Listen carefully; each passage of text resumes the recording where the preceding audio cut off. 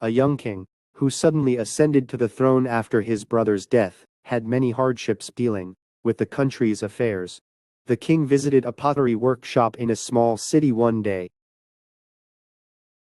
The king, who was usually interested in pottery, stopped in front of two vases on display, side by side. Upon closer inspection, the two vases were same in shape and pattern, but one of which appeared to be a masterpiece, while the other did not.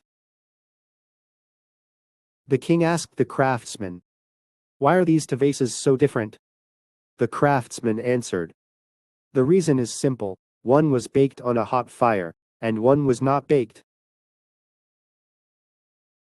Don't be afraid of hardship.